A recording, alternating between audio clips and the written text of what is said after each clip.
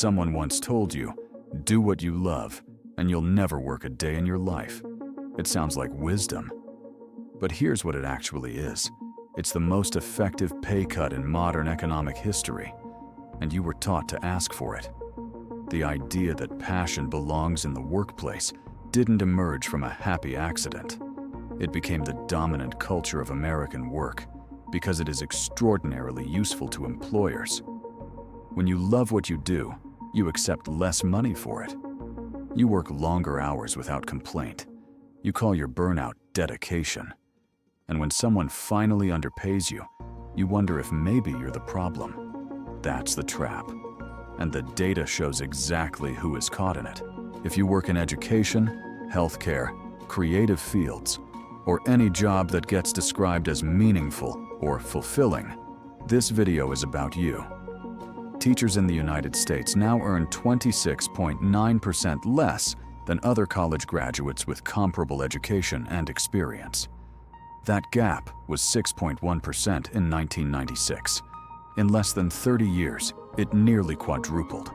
And the explanation economists give for why this keeps happening? Passion. People want to teach. They feel called to it. And that feeling, that genuine emotional connection to the work, functions in the labor market exactly like a coupon. You hand it over at the door, and the employer subtracts it from your paycheck. Here is the mechanism hiding underneath, do what you love. In economics, there's a concept called a compensating differential.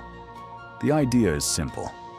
If a job has a desirable feature, interesting work, social status, a sense of purpose, workers will accept lower wages to get it. Feeling good about your job is, in the language of economics, a benefit. And like any benefit, it gets priced in. Except nobody tells you this is happening.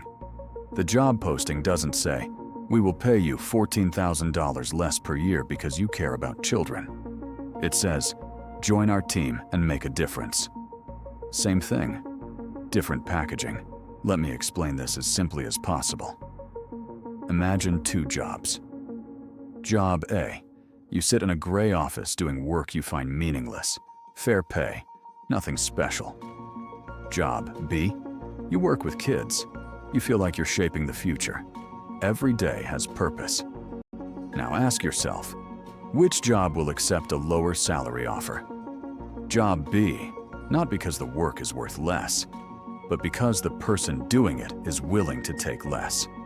And when millions of people make the same trade, meaning for money, the market prices it in. The passion becomes a discount.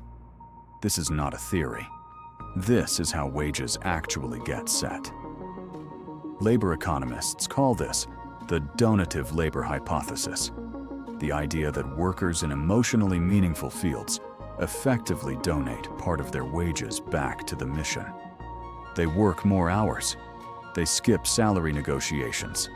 They stay in jobs that pay less than they're worth because leaving feels like abandonment. Think about what happens in a salary negotiation for a passionate worker. A software engineer walks in and asks for more money. If they don't get it, they leave. The leverage is real. Now think about a first-year teacher who genuinely loves her students. If she asks for more money and gets told no, what does she do? Leave the students? The passion that makes her excellent at her job is the same thing that makes her easy to underpay. Because walking away costs her something that the software engineer doesn't feel.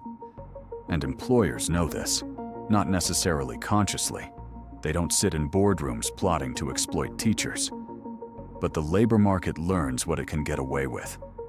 And when a profession is full of people who won't leave no matter what, the wage settles lower. Every time. The employer doesn't need to exploit anyone. The ideology does it for them. Meet Hannah. Hannah is 31 years old and lives in Nashville, Tennessee. She works as a high school English teacher. Hannah studied literature in college, graduated with honors, and spent a year as a substitute before landing a full-time position.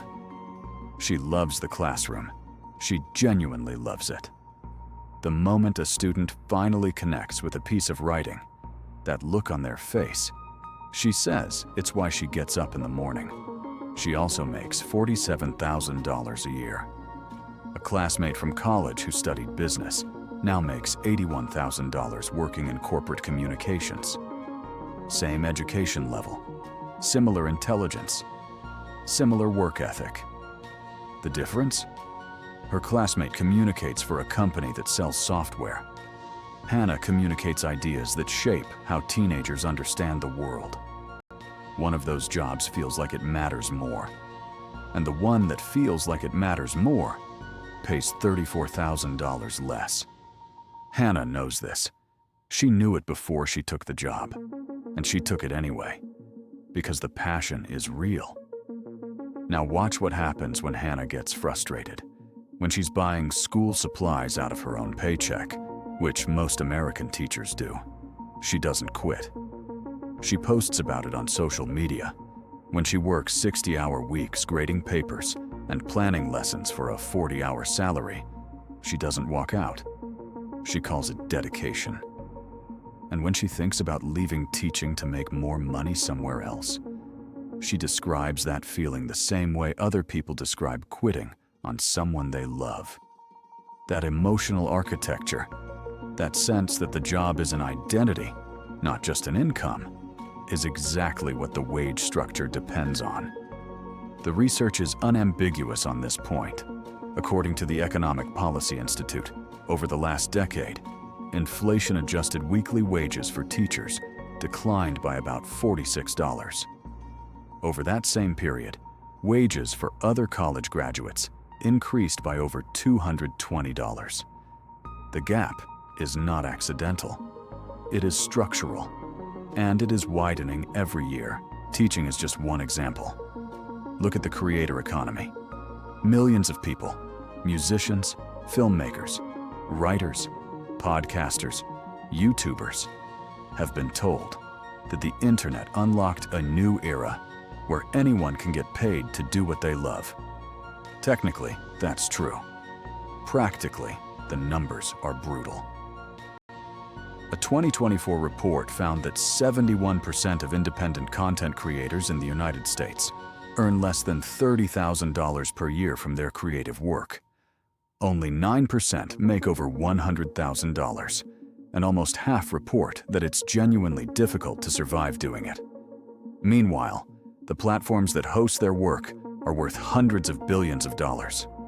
YouTube's advertising revenue was over $10 billion in a single quarter of 2024.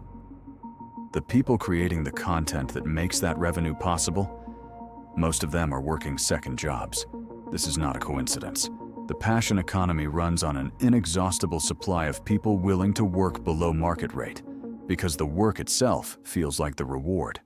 The platform collects the money, the creator collects the feeling, and when a creator burns out, gets frustrated, or demands better terms, there are 10,000 people behind them who are just getting started, who still believe that the break is coming, who are still in the part of the journey where the passion is enough. The supply of willing, underpaid labor never runs dry, because the ideology that justifies it never runs dry either. It gets refreshed constantly. Every graduation speech about following your passion. Every documentary about an artist who sacrificed everything and made it. Every viral story of someone who quit their corporate job to do what they love and never looked back. These stories are real. They're just not representative. And the gap between the inspiring story and the statistical reality is where the exploitation lives.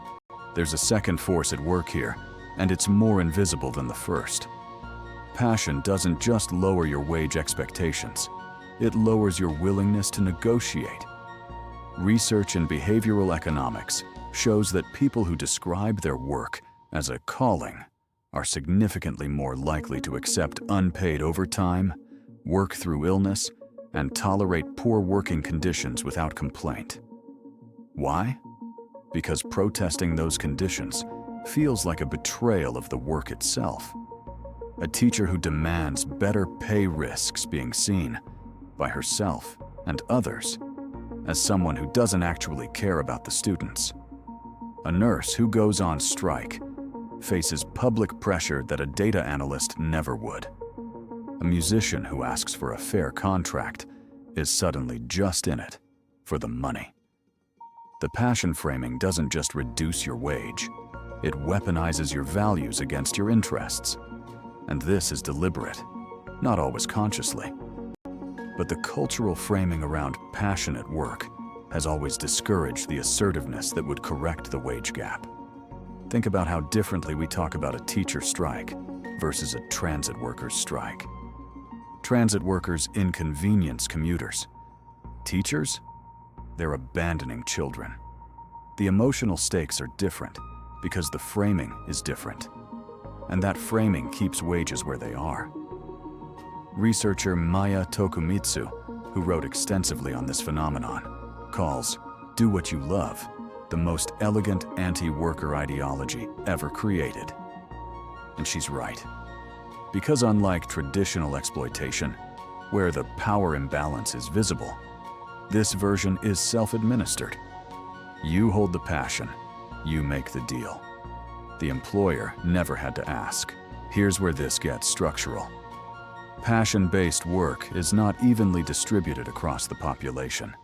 There's a well-documented pattern. Jobs that are culturally coded as callings tend to concentrate in fields that were historically dominated by women. Teaching, nursing, social work, childcare, elder care.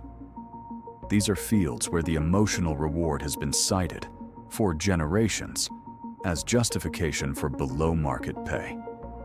The argument has always been the same. These people do it because they love it, because it's their nature, because money isn't really the point. That argument didn't emerge from data. It emerged from a culture that found it convenient to undervalue certain kinds of labor. And today, that same logic has expanded outward into new industries. The creative professional who should be charging $150 an hour offers a discount because they're just happy to do the work. The nonprofit worker accepts $40,000 a year because it's not about the money. The journalist pitches for free because the exposure is worth it. In each case, the passion is real. And in each case, the passion is doing unpaid labor. There's a term for it: hope labor. It describes work done today for the promise of future compensation that may never come. The unpaid intern who works Fashion Week in New York. The aspiring producer who works for free on a short film to build their reel. The young journalist who writes for nothing because a byline in the right publication might open a door. All of them are exchanging real hours for real work and receiving social currency in return. The feeling of progress, of proximity to success. The employer spends nothing. The worker absorbs the cost, and the system depends on a constant supply of new entrants who don't yet know how the math works. Here is the counterintuitive part. You might expect that people who love their work would be the most protected from exploitation because they are motivated, skilled, and committed. But a body of research in labor economics suggests the opposite is often true. Workers who describe their job as a calling are more likely to donate unpaid overtime. They are less likely to leave when underpaid. They are more likely to absorb extra work during layoffs without formal compensation. In short, the more you love your job, the more of it you give away. There is a striking finding from research on adjunct professors in American universities. Adjuncts teach the majority of undergraduate courses at many American colleges. They typically earn between $3,000 and $5,000 per course, often without benefits, without job security, and without a path to tenure. Yet application rates remain high. Why? Because the candidate pool is full of people who got PhDs because they love their subject, who spent 7 years in graduate school because the work felt meaningful, who are now willing to teach for poverty wages because leaving academia feels like abandoning who they are. The passion is not a bargaining chip. It is the thing that was bargained away. Here is what's worth sitting with. The message, do what you love, is not wrong. Loving your work is real. It matters. It makes a life better. But the same message has been used, deliberately and systematically, to make the question of compensation feel small, feel selfish, feel beside the point. When you are paid in feelings instead of money, the employer wins twice. They get your best work, and they get it for less than it's worth. The labor market doesn't reward passion, it discounts it. Understanding that isn't cynicism, it's the beginning of being paid what you're actually worth.